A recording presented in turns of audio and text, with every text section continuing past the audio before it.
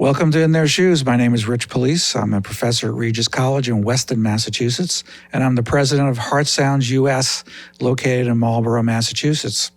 In Their Shoes is dedicated to addressing topics of concern to all human beings, some social issues, things that we can try and make a difference in.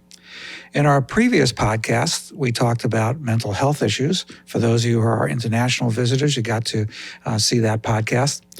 In our last podcast, we talked with Mark Vitale from the Coalition Against Homelessness in Marlborough, Mass., where we talked about homeless women and children. Today, we're going to be talking about a slightly different topic, but again, something that relates to our community, whether you're sitting in Marlborough, Massachusetts, or Entebbe, Uganda, where my guest is from today. I'm very pleased to welcome to talk about food insecurity, Adolf Ssemuddu.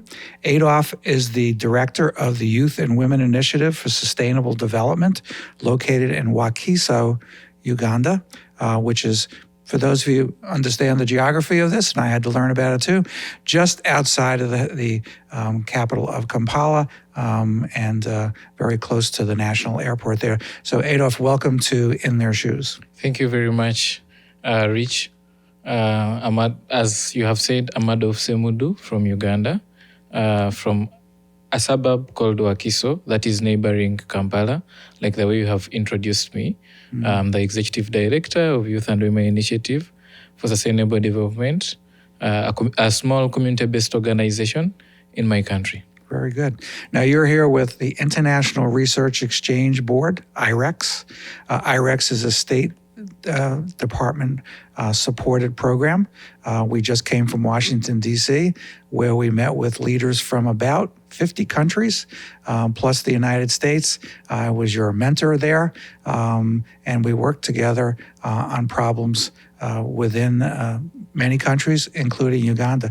Tell me a little bit about what your organization does, Adolf.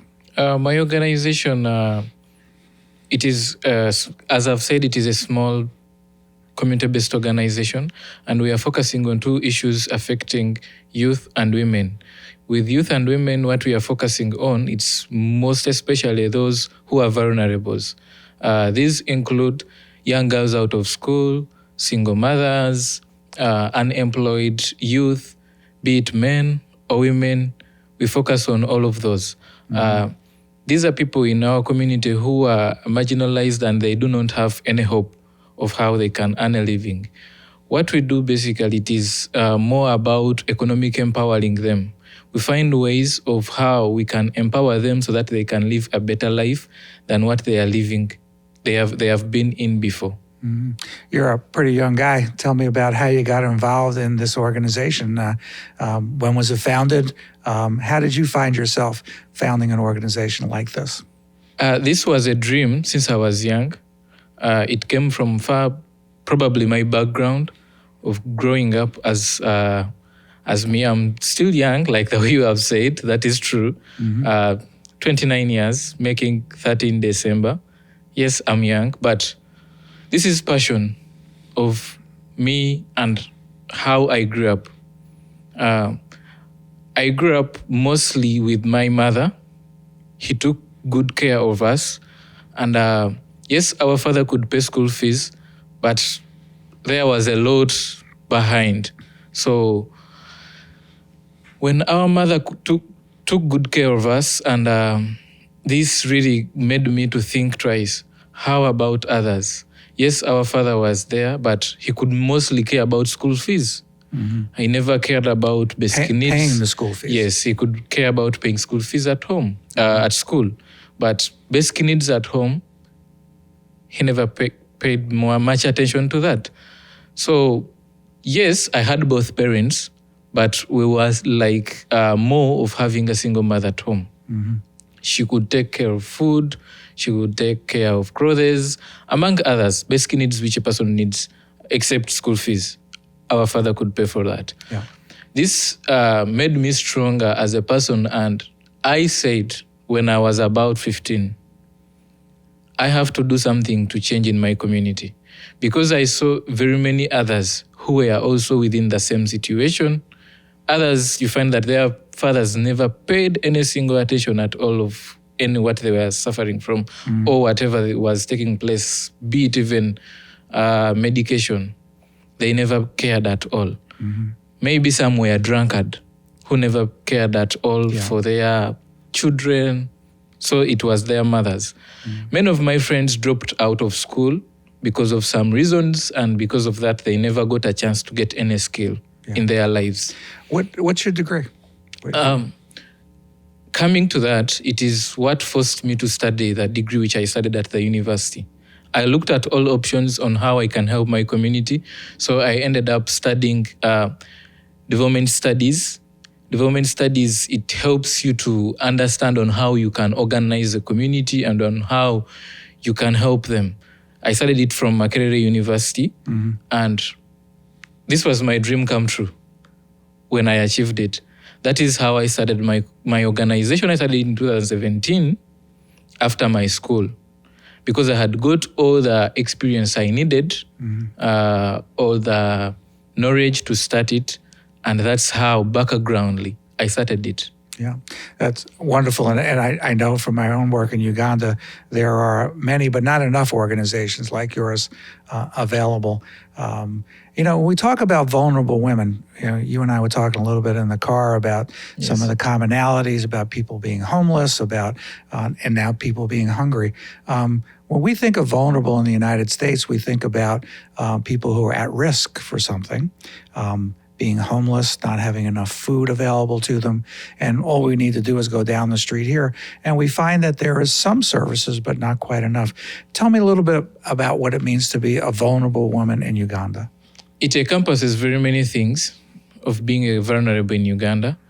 These include domestic violence, and these ones they even fear to go and report about it. Rape, it is also among that.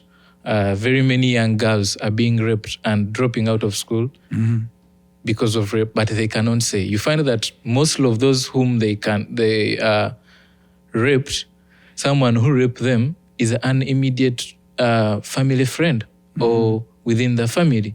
Yeah. So they feel like if we report this, their parents do not allow them to say so.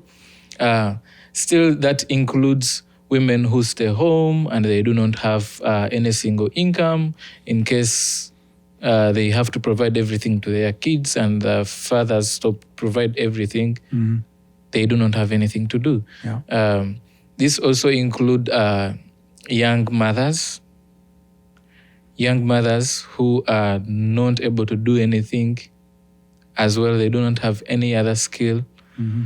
Vulnerable women, it includes very many things in Uganda.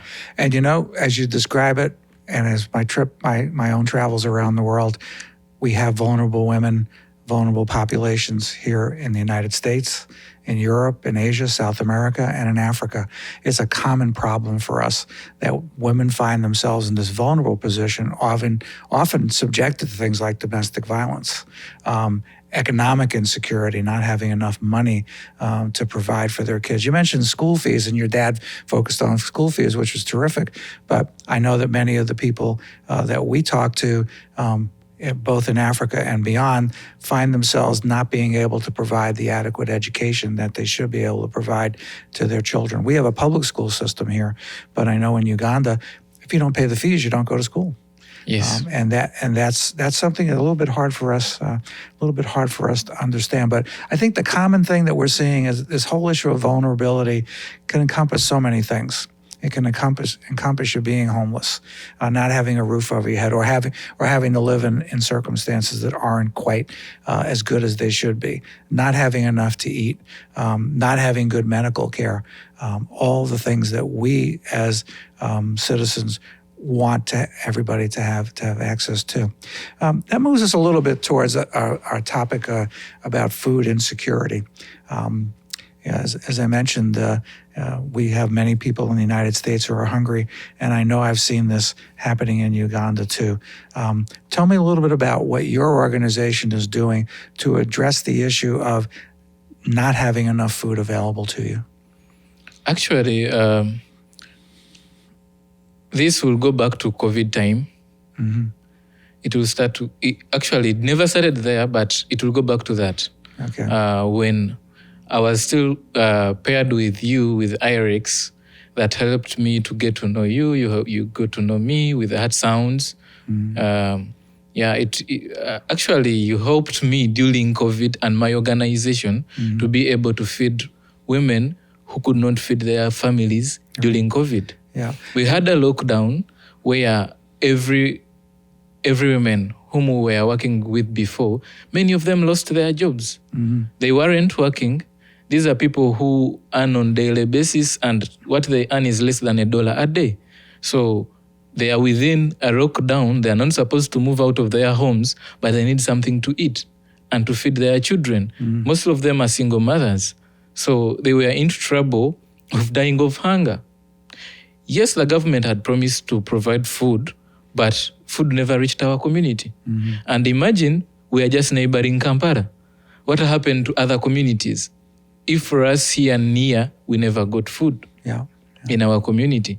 So what happened to other communities? This drove me mostly to work upon the proposed CAP project, Community Action Project, which I'm working on and still implementing even after the IREX program ended, because now I'm an admin. However, this project went back to the COVID time to think a lot on how we can develop a system that can help these single mothers sustain themselves in providing food and basic needs to their children. Yeah. Let me just give our listeners a little context here. When COVID hit, we all needed to stay home. But in Uganda, it was truly a lockdown. You couldn't do anything. Heart Sounds did get involved at that time. We said, okay, what can we do? And we knew the solution wasn't perfect. The solution was we would buy food. Yes. And quite literally, we would send money over to your organization, to other organizations that we work with, and they would help buy food. But and we fed people. We fed about 1,000 people. Very proud of that. Many organizations went out there and did that. But we knew that just providing the food wasn't the answer.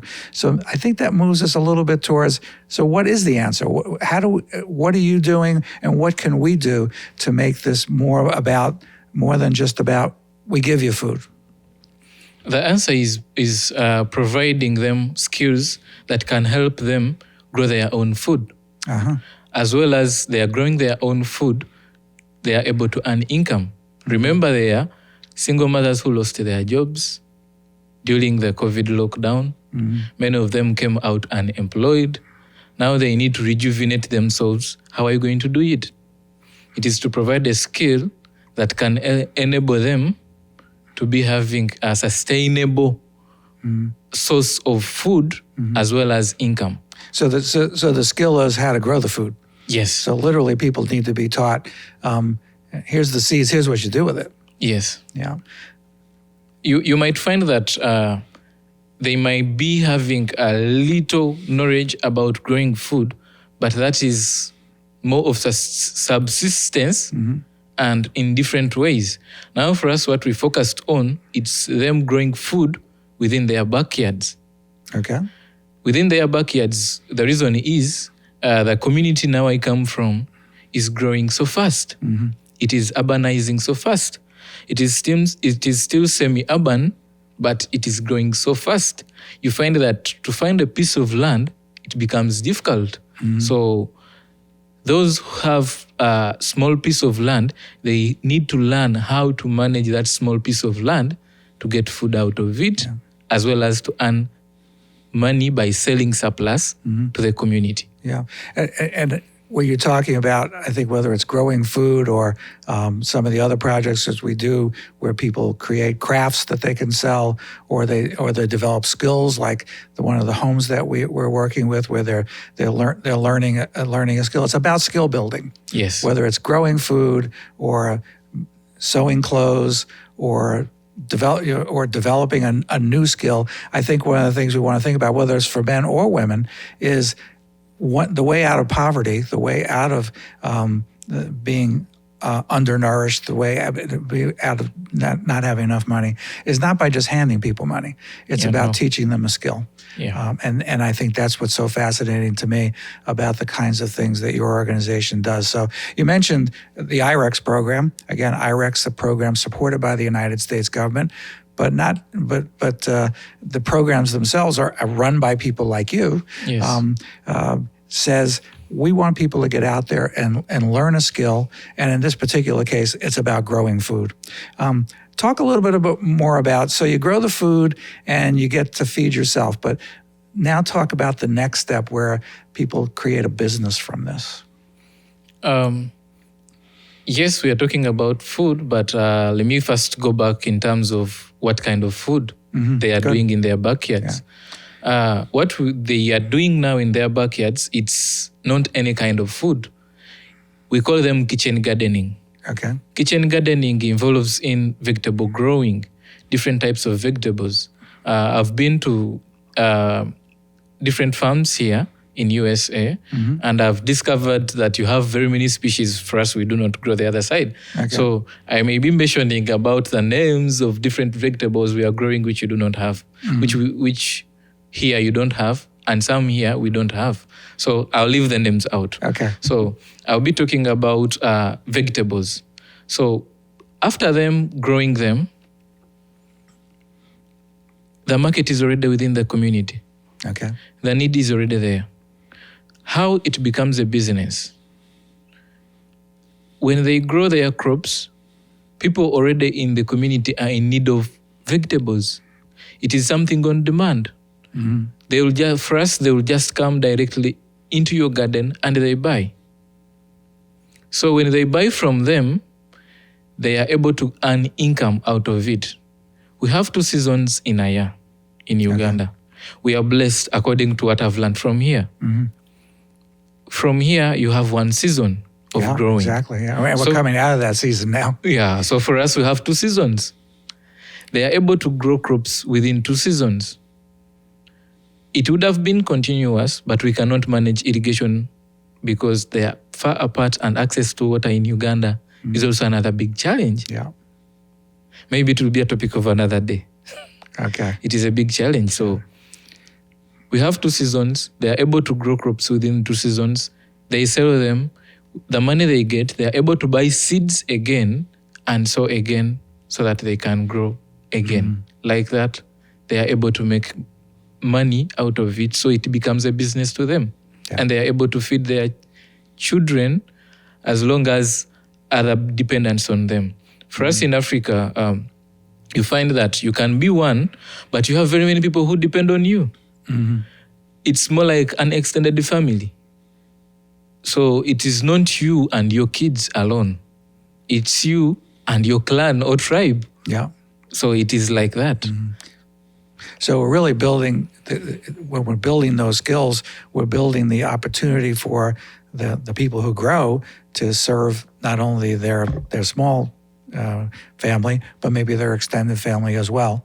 And also, let's put it in context. We're not talking about huge amounts of money here. Yeah. We're probably talking in small dollars.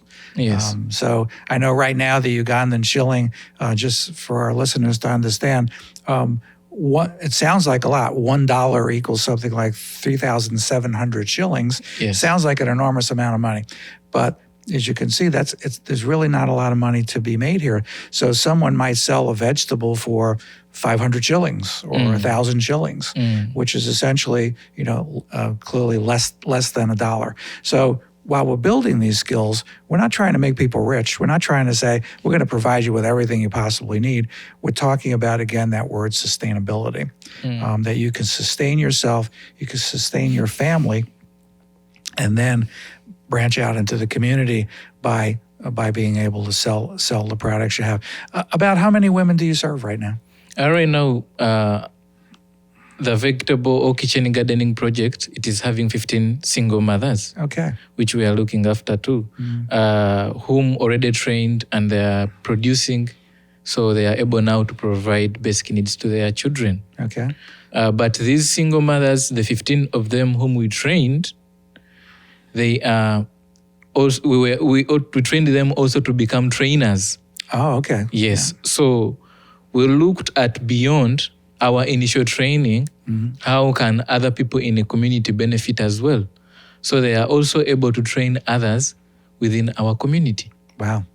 Now, you say 15 single mothers, and they might have 2 or 3 children or more.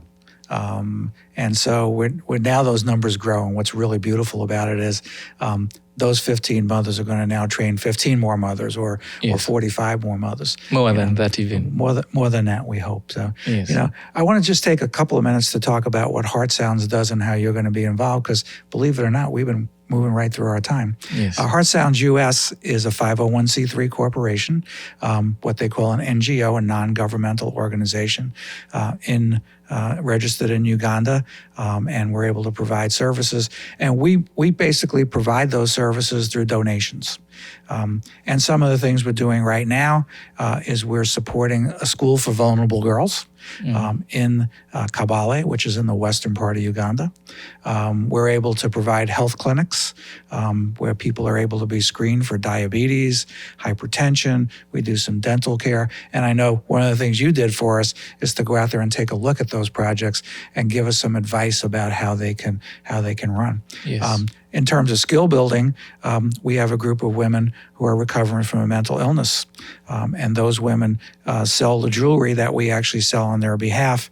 And for those of you who would like to, I encourage you to visit the Heart Sounds website. It's heartsoundsus.org, where you can see some of the projects, including you'll see pictures of the individuals that we served in the Wakiso district. We're talking about expanding our projects, and Adolf, when he returns to Uganda in a couple of weeks, at the end of our program, we'll also be developing a school in the northern part of the country, in Gulu. And every one of those places, by the way, are going to have gardens. That's our goal, is that not only do we provide the program, but people like Adolf and others will be able to help us as we develop that notion of sustainability. Our goal is to make sure that projects like Adolf's grow and that they're able to serve the people that they are intended to serve, and that from that, people have a more sustainable life. Adolf, it has been a pleasure talking to you today. Thank you very much. On In Their Shoes. For our listeners, again, please visit our website at heartsoundsus.org, or drop me an email at rich@heartsoundsus.org.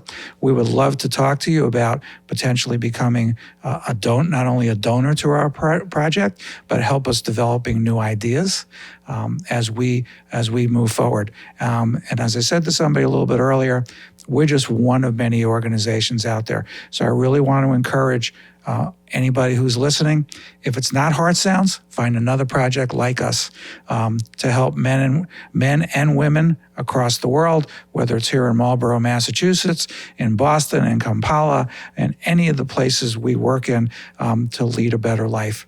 That's what we hope to be all about, and I really want to encourage you to think about that as well. You've been listening to and watching In Their Shoes, a podcast that reaches out to deal about social issues like we've done so far. Today we've been talking to Adolf Ssemuddu from Uganda about food programs, sustainable food programs in his community. We're going to be returning to our next episode, talking to a woman who has been homeless in our community and helping us understand a little bit more about homelessness. Just a little bit, in case they want to know more about Youth and Women Initiative for Sustainable Development, they can check us on our website, www.youth-and-women.ywisd.com. .ywisd.org. Okay, terrific. So even the email, it is info@ywisd.org. Terrific. And as you go back here and listen, again, if you need more information, email me at rich@heartsoundsus.org. We can provide you information about Adolf and his organization and potential involvement there. Thank you so much for listening to In Their Shoes. See you next time.